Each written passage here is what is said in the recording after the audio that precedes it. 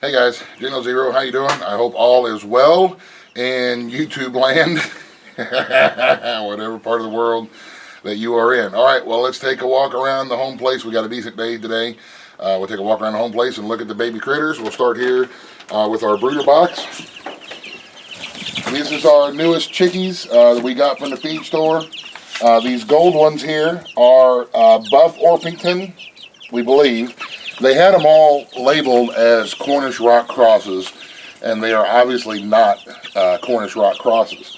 The white ones are, you can see like this one here is the same age as the gold ones. So it's obvious that one's a Cornish Rock Cross. The Cornish Rock Cross are yellow chicks like the other ones are there. We went ahead and got another batch that was actual Cornish Rock Crosses. And those will be raised strictly for meat. They grow really, really fast, really, really large, and they eat a lot. So if you're going to get some crosses, Cornish Rock Cross meat birds, be prepared because, oh man, they eat about as much as I do. So, but they grow really quick. And then the little Buff Orpingtons are a dual purpose, of which we will add to our laying flock if they all turn out to be hens, which I'm pretty sure they will be. So, like I said, I'm pretty sure they're Orpingtons. Don't know for sure. We won't know until they raise up, but they had them mislabeled at the feed store. And the white ones that you see, the yellow and white ones, are the Cornish Rock Crosses. And you can see the difference in the size, how fast they grow.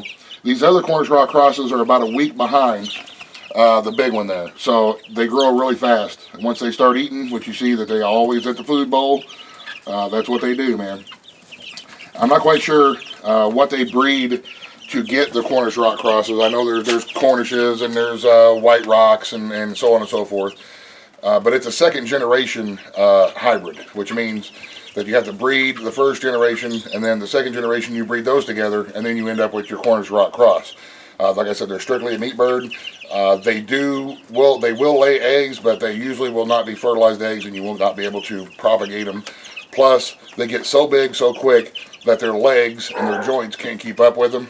And it's just not healthy for them. So 6, 7, 8 weeks, it's time to go ahead and butcher and put them in the freezer. We got them because our freezer's running low, and we wanted to put some more meat in here within the next couple of months, chicken-wise. So, baby chicks, let's go. We'll show you I guess we'll show you the pheasant eggs that we have in the incubator next. Okay guys, we're in here at our incubator. You can see we've got the temperature set at 37.6 centigrade. Our humidity is bouncing between 61 and 62%. We will bump that up here in a little bit. We've been putting our pheasant eggs in 8 at a time, since there's 8 eggs in a row in the egg turner. That's what we've been putting them in there. The first batch has been in for 10 days, and then we have the next batch after that, which was a couple of days after that, and then we're going to put in the next row of 8. When I open up the incubator to put the eggs in, the alarm's going to go off because of the temperature and the humidity alarm. But pheasant eggs, from what we understand, hatch pretty much the same as the chicken eggs do, but they take 23 days instead of 21 days. So around about 13 more days, we will see if these are going to be hatching, and I really hope they do, because pheasants they're fun. They're awesome to have around. So what we're going to do is, first of all, I'm going to get one of the older eggs, and we're going to try to candle it, which we've been having a hard time. There's the coming the eggs out of here. Been having a really hard time candling the eggs because their shell is so thick. You see, the shell is so thick that you can't really see anything through it. So we are just kind of having to go with what we know. You know, we're just going to have to trust that the incubator is doing its job, and we had to trust that the pheasants did their job, and and we got fertile eggs. So we're going to put these into the egg turners. Remember, we put them in with the point down for proper chick development. We have 24 in there already. Our incubator will hold 48, and we're hoping to do these in rotations to where whenever our first batch hatches out, then we will have another row set up so we can put more eggs, because you can sometimes get up to 40 or 50 eggs over the entire season from a hen, from what we've read. Not saying that that's what we're going to get, but that would be very nice if we do. So there's our pheasant eggs. Once they start pipping and hatching, we will definitely grab the camera and we'll see what happens. We'll see if it's just like a chicken egg or if it's different. I don't know. First time for everything. It's a learning experience. So I guess let's go out and take a look at some baby bunnies and our other baby chickies, and of course pork chop.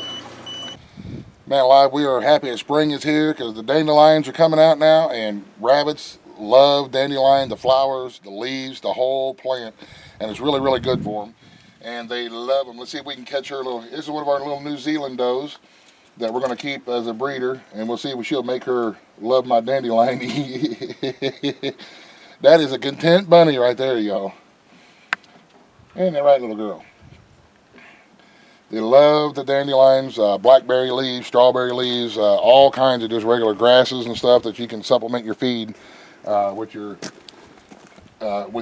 rabbits. And the kids love to come out and pick these little dandelion flowers and let the rabbits eat them.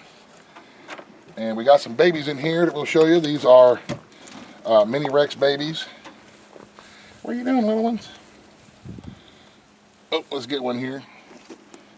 You got to kind of be careful when you're holding them when they're this little because they're poppers. They'll just kind of hop and pop. But here's one of our little mini Rex babies. What do you say, little dude? What do you do, little dude? Don't quite got their eyes open yet. Now I can't get him to squeak. What are you doing, man? Okay. I see you, mama. We'll put them back in there. So there's some of our babies. We've got... I don't know if we can get the camera back in there and see if you can see the little bundle of babies back in there or not. But we lost our first batch from the doe on the bottom. We lost, I think she got in there and suffocated them because it was really, really cold out. And I think she was trying to keep them warm, and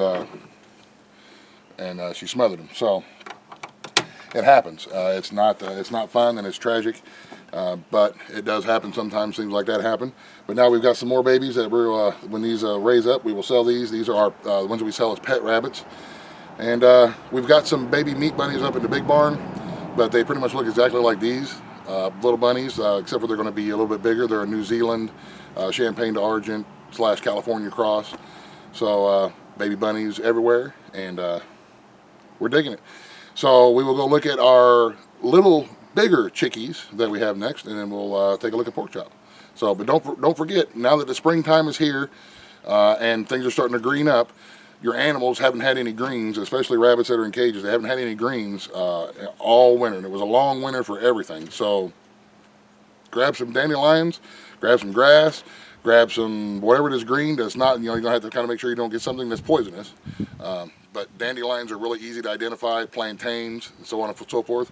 Feel free to pick those up and feed them to your bunnies, especially the mamas. It helps them produce the milk and it keeps them healthy, and they love you for it. So let's go look at the other chickies.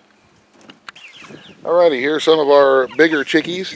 This one here, she's our sweetie pie. We call her little Miss Bo Peep because you can pet her and she loves on everybody. Hey, there, little Bo Peep. Yeah.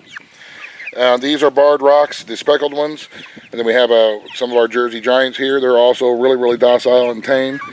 And then back up in there, we have some of our Australorps that we hatched out of the back in the late winter. That's before we switched roosters. So those are black Australorps. Hi, girls. Won't be long, and we will be adding these to our laying flock. And some of the Australorps are little roosters, so they will be visiting the freezer when the time comes. But it is, you know what? It's really fun to just sit out here and watch them chase bugs. And I mean, daytime, hillbilly daytime TV at its finest right here, y'all.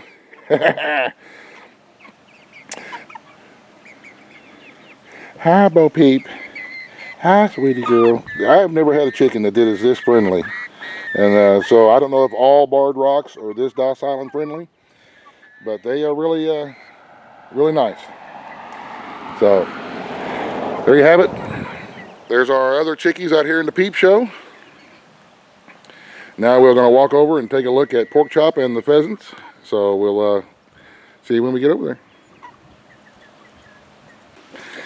Alrighty, here is pork chop. We are just a couple of days away. Hi, sweetheart. Yeah, she is my sweetheart too. She is just gentle and loving, and she loves back rubs and belly rubs. And it's really, really good that we got her when she was young. so that we can kind of tame her down a little bit like this. She's really super smart. And a couple of days, we're going to turn her loose out of her little pen here and put her in with the rest of the crew out here in the barnyard. She's had plenty of time to introduce herself to the ladies and to the goats. I think the goats are laying down up in the sun, yeah. But here's some more of our, the regular laying flock. And they've all sniffed each other, and they've all, kind of hung out together to this little pen here. So now we're going to be turning her loose and letting her run the barnyard until it comes time to breed her. And then she'll have her own spot. Ain't that right, sweetie? Oh, that's my pretty girl. Well, oh, goodness. Yeah, she loves them belly rubs, y'all. Say hello, YouTube. All right. And then right here, of course, by our laying hens is one of our pheasant pens. And the pheasants are still doing their thing. What I have noticed is I built these nest boxes. I built these nest boxes here for the pheasants, but they do not lay, they don't lay any eggs in the nest boxes. They just kind of drop them wherever. Sometimes one of them will lay them up on top of the nest boxes here. She'll lay it up there. And the other one likes to lay hers down in there around the edge. She'll just dig a little hole and drop an egg, and there you have it. So, but there's our rooster pheasant, and there's another little hen. And so far we've been getting between 3 and 4 eggs a day from all 4 of our hens. We have 2 hens up here in this pen, and then we have 2 more hens down there in that pen. So, like I say, we're getting about 3 or 4 eggs a day. Mabel down in the creek. So hopefully we'll have a few more days of getting some pheasant eggs, and we'll hatch them out and have a really good hatch rate on them too. What is it, pork chop? Oh my goodness. She's really docile, and I'm very, very tickled to have pork chop here. She's wonderful. She's my little sweetheart. She does not like thunderstorms. The other day we had some lightning and some thunder come through, and I had to come out here and give her a piece of pizza and give her a belly rub and calm her down a little bit. she's a sweetie. But there you have it, guys. So far, yeah, everybody's doing well, and everybody is very happy to see spring, and we are welcoming spring. We're going to start mowing grass here real soon, and we will put the little bag attachment onto the push mower and bag up as much grass as we can and put it out here for the ladies, for the laying hens, and for the pheasants, for him, yeah, and for the goats. That way everybody can get some greens in them and start catching up on those vitamins and those greens that they can get, they can't get anywhere else except for eating greens. So, man, we are happy spring is here, y'all. So we will see you guys in the next video. Say bye, pork chop. So you guys, thank you very much for watching.